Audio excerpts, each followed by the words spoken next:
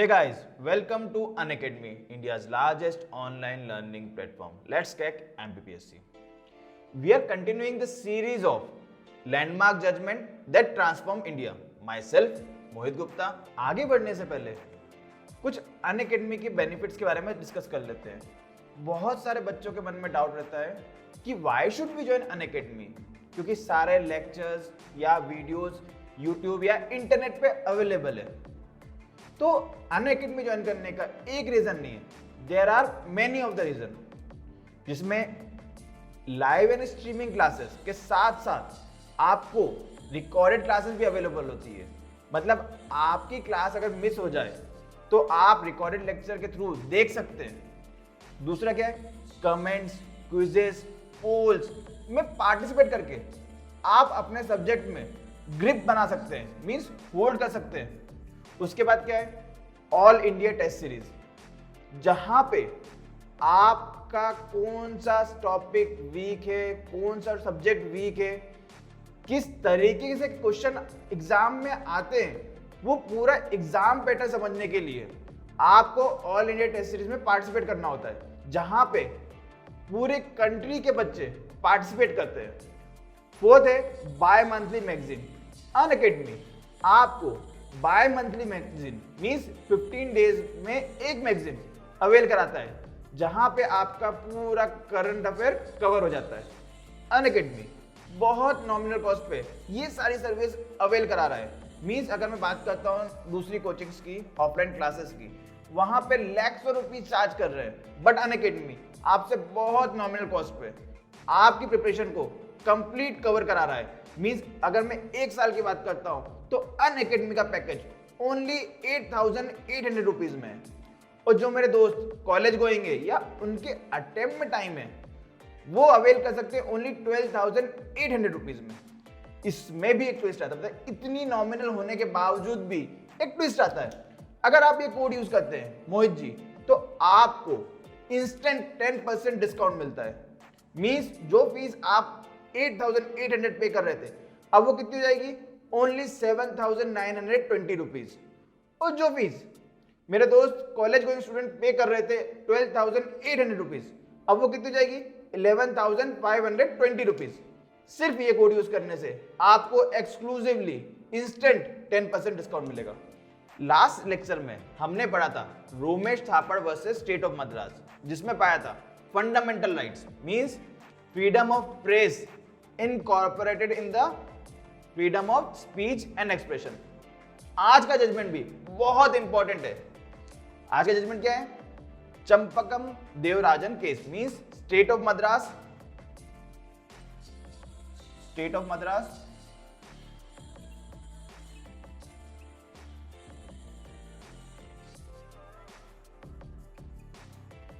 Versus Champakam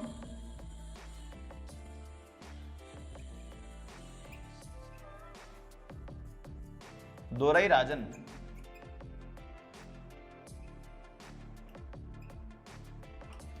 इस judgment ने क्या ट्रांसफॉर्मेशन लेकर आता है executive as well as legislative body में. पूरा सिस्टम हिला दिया था इस जजमेंट ने. सो जजमेंट को समझते हैं. इस केस के दो ऑब्जेक्टिव थे. First one, can government give reservation in education institution as well as government jobs. पहला ऑब्जेक्टिव. दूसरा ऑब्जेक्टिव क्या था कि which is supreme, fundamental right और directive principle of state policy. मतलब part 3 of the constitution is supreme और part 4 of the constitution is supreme. So start करते हैं आज का topic, state of Madras versus Champakam Devarajan. क्या होता है इस जजमेंट में, अपन ने दोनों ऑब्जेक्टिव समझे. अब बैकग्राउंड समझते हैं. अब क्या होता है, in the year 1927 the provincial government of Madras एक कम्युनल गवर्नमेंट ऑर्डर लेकर आती है, मतलब कम्युनल जीओ. उस अवार्ड के थ्रू, उस ऑर्डर के थ्रू क्या करा था उन्होंने, एजुकेशनल इंस्टीट्यूशन में रिजर्वेशन प्रोवाइड कर दिया था. मींस सीट अलॉट कर दी थी. मतलब रिजर्वेशन ना कहकर इसको सीट अलॉटमेंट करा था.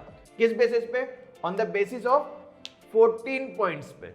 मतलब जो भी सीट्स थी वो 14 पॉइंट पे डिवाइड हो गई थी, मतलब 14 के रेशियो में डिवाइड हो गई थी, in which 6 were allotted to the Brahmins community, 6 were allotted to the non Brahmins,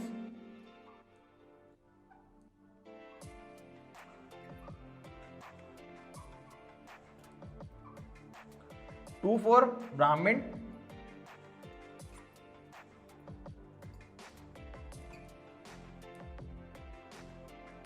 2 for backward Hindu,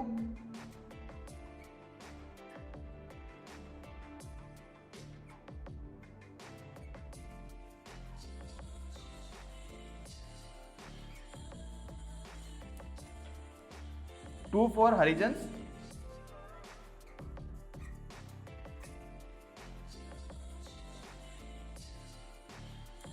and 1 for Muslim,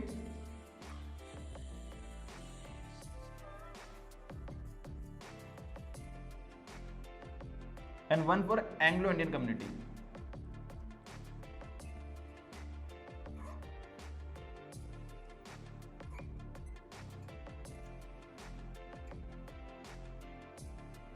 one for Anglo Indian community means Christian. मतलब क्या कहने का मतलब था कि 14 सीट्स के बेसिस पे पूरे कॉलेज एडमिशन का सिस्टम बनाया था, जिसमें 6 for non Brahmins, 2 for Brahmins, 2 for backward Hindu, 2 for Harijan, 1 for Muslim and 1 for Anglo Indian और क्रिश्चियन। मतलब टोटल सीट कितनी हो गई? 14 सीट। टोटल सीट कितनी हो गई? 14 सीट। अब क्या होता है, in the year 1950, in the year 1950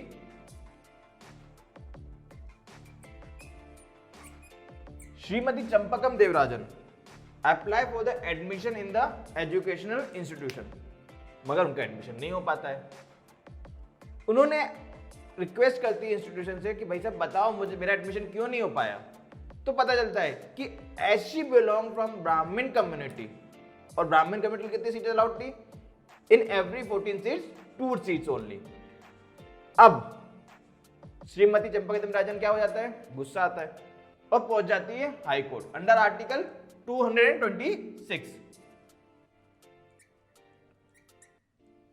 under article 226 constitutional remedies में फॉर द हाई कोर्ट। और हाई कोर्ट से प्रे करती है कि मेरे फंडामेंटल राइट्स का वायलेशन हो रहा है। कौन सा फंडामेंटल राइट्स? आर्टिकल 15 क्लॉज 1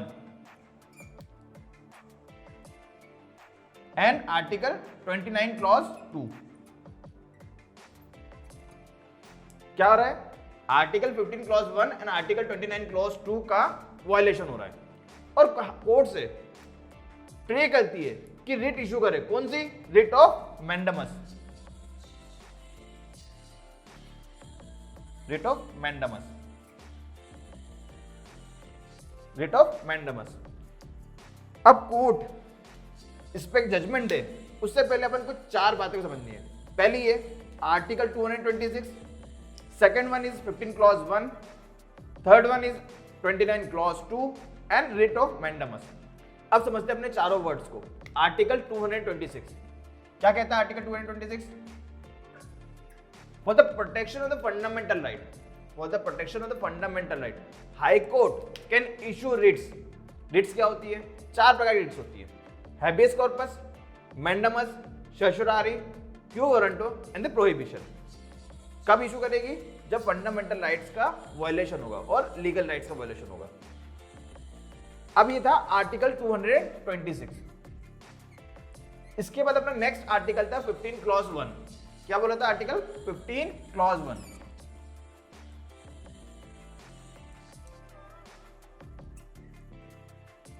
इसका क्या क्या मतलब है कि prohibits discrimination on the basis of race, caste, sex and place of birth. मतलब क्या कहने का मतलब था कि डिस्क्रिमिनेट नहीं करेंगे on the basis of place, caste, sex and place of birth.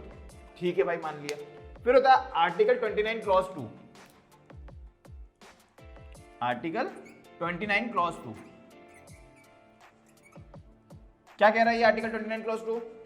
कि एजुकेशनल इंस्टीट्यूशन में एडमिशन में डिस्क्रिमिनेट नहीं करेंगे on the basis of race, caste, sex and place of birth. मतलब बात समझ में आ रही है कि आर्टिकल 15 क्लॉज 1 ब्रॉड एस्पेक्ट में जब बात करता हूं आर्टिकल 29 क्लॉज 2 की, वो होता है सिर्फ admission in the educational institute. Getting my point और नॉट? इसके बाद रिट ऑफ मैंडामस थी, रिट ऑफ मैंडामस।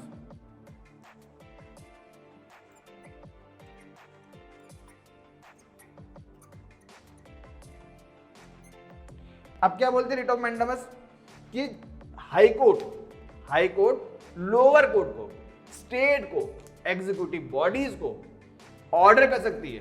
क्या ऑर्डर कर सकती है?